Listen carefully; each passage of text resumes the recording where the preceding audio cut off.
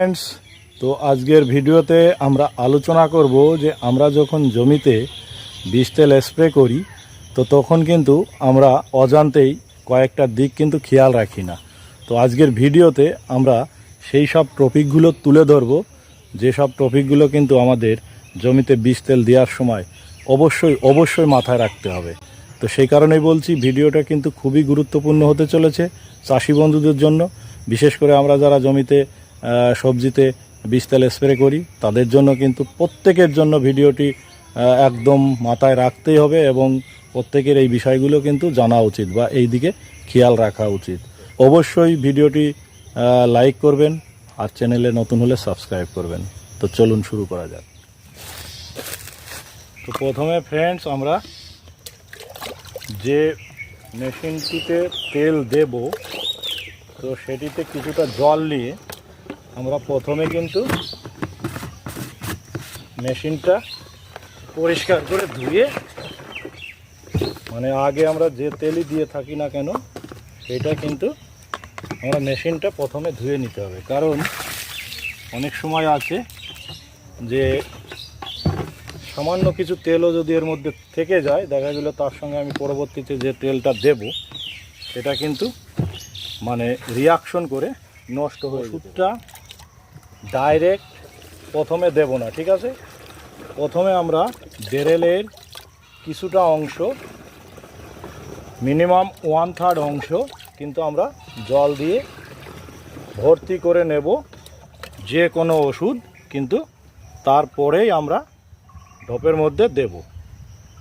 আমরা অনেক সময় কি করি, দোকানদার যেটা বলে দেয় আমরা কিন্তু তেলের ডোজটা সেইভাবে ব্যবহার করি, কিন্তু যে তেলটা আমরা জমিতে স্প্রে করব তার সঠিক ডোজটা আপনারা কিন্তু বিভিন্ন ইউটিউব চ্যানেল থেকে যাচাই করে নিতে পারেন বা গুগলে সার্চ করে কিন্তু সেই যে তেলটা রয়েছে তার অরিজিনাল ডোজ কি রয়েছে, এবং গাছের ছোট অবস্থায় একটা ডোজ থাকে, বড় অবস্থায় একটা ডোজ থাকে, সেইগুলো জেনে নিয়ে কিন্তু আমরা সেই তেলটা সেই পরিমাণে ব্যবহার করব। তো বন্ধুরা, সব থেকে একদম আমি আপনাদের রিকোয়েস্ট করব, সব থেকে বড় পয়েন্ট এই ভিডিওর মধ্যে এটাই যে আপনারা ডোজটা সঠিক জানবেন, কোন সময়ে তেলটা দিতে হবে সেটাও কিন্তু আপনাদের মাথায় রাখতে হবে। কারণ হচ্ছে প্রত্যেকটা বীজ তেল দেওয়ার নিয়ম হচ্ছে হয় সকালে না হলে বিকালে। তো আমরা কিন্তু অনেকেই ভুল করে থাকি, আমরা কিন্তু যখন তখন দেখা যাচ্ছে হাই টেম্পারেচার রয়েছে তখন গিয়ে কিন্তু আমরা স্প্রে করে দিয়ে মানে পালিয়ে আসলাম।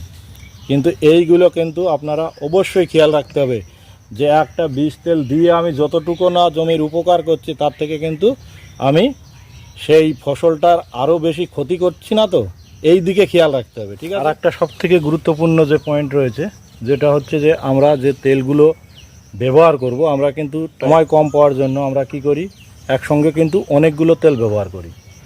কিন্তু সেই তেলগুলো ব্যবহার করার সময় আমাদের কিন্তু যে আমরা সেই তেলগুলোর যে কম্বিনেশন করছি সেটা কিন্তু জানা দরকার যে সেই তেলটা তার সঙ্গে কিন্তু মিক্সার আদতেও হবে কি না। তো আমরা কিন্তু এইগুলো না জেনে আমরা কিন্তু অনেক সময় একসঙ্গে 2-3টে তেল বা 3টের অধিক তেলও কিন্তু আমরা একই ঢপে মিলিয়ে নিই। তো আমি আজকের ভিডিওতে আপনাদের বলে দেব যে যদি এরকম সিচুয়েশন হয় আপনাদের যে একসঙ্গে অনেকগুলো তেল ব্যবহার করতে হবে, তো তখন আপনারা কি করবেন, একটা এরকম 1 লিটারের হোক বা হাফ লিটারের হোক একটা আলাদা জারে, আলাদা ঢপে বা মগে আপনারা সামান্য কিছু জল নিয়ে যে পরিমাণ ডোজ রয়েছে সেই পরিমাণ ডোজ আন্দাজ করে মিশিয়ে নিয়ে কম্বিনেশন করে নিয়ে চেক করে নেবেন যে সেই জলটা ফাটছে কিনা। সেই ওষুধের মানে ভেতরে যেরকম আমরা দুধের মধ্যে অ্যাসিড দিলে যেরকম ফেটে যায় সেরকম ফাটছে কিনা। যদি দেখা যায় যে ফাটছে বা দানা দানা হচ্ছে তাহলে কিন্তু সেই মিক্সারটা করা যাবে না, সেই কম্বিনেশনটা তার সঙ্গে হবে না। তো সেদিকে খেয়াল রাখবেন যে আমার জানার দরকার নেই যে এটার সঙ্গে এটা আদৌ মিলবে কিনা। আমরা আলাদা করে একটু ঢপে বা মগে আলাদা করে ছোট্ট জায়গায় গুলে নিয়ে চেক করে নিয়ে তবেই আমরা পরবর্তীতে বড় জায়গায় করব। তো ফ্রেন্ডস, মোটামুটি এই কয়েকটা দিক খেয়াল রাখবেন। আর আরেকটা বিশেষ করে যদি আপনারা পারেন, এই যে তেল দেওয়া যে 15 লিটারের ট্যাঙ্কগুলো রয়েছে এটা 2টো ব্যবহার করবেন। কারণ আমরা যখন প্যারাকোয়ার যেগুলো ঘাস পোড়া তেল বা পচা তেল ব্যবহার করি সেই ঢপটায় যখন আমরা তেল দেব আমরা কিন্তু অনেক সময় ভুলে যাই যে এই ঢপটা আমি আদৌ পরিষ্কার করে নিয়েছিলাম কি না, হয়তো হালকা পরিষ্কার করে নিয়েই কিন্তু আমি অন্য একটা সবজিতে তেল দিলাম। তো সেই ক্ষেত্রে দাঁড়িয়ে আমি বলবো যে সবথেকে ভালো হয় এরকম দুটো ব্যারেল করে নেবেন।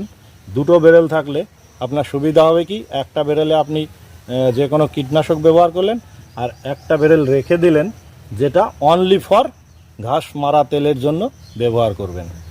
তো এটা করলে সবথেকে ভালো হয়। আর যদি সেটা সম্ভব না হয় তাহলে অবশ্যই মাথায় খেয়াল রাখবেন, যখনই আমরা পোড়া তেল বা পচা তেল জমিতে স্প্রে করব, তারপরে যদি আমি সেই ঢপ ব্যবহার করি তো আপনারা কিন্তু অবশ্যই সেটা অন্তত ভালো করে পরিষ্কার করবেন, সার্ফ দিয়ে ধুয়ে পরিষ্কার করে নিয়ে তবেই কিন্তু পরবর্তী বীজ তেল ব্যবহার করবেন। তো ফ্রেন্ডস, এই কয়েকটা বিষয়ে আপনাদের অবশ্যই জানানোর দরকার ছিল বলে আমি মনে করলাম। তো সেই কারণে এই ভিডিওটি করা। তো ভিডিওটি যদি আপনার উপকারে আসে তাহলে অবশ্যই একটা লাইক করবেন, আর চ্যানেলে নতুন হলে সাবস্ক্রাইব করবেন। তো আজকের মতো এখানে ভিডিওটা শেষ করছি। সবাই ভালো থাকবেন, সুস্থ থাকবেন। নমস্কার।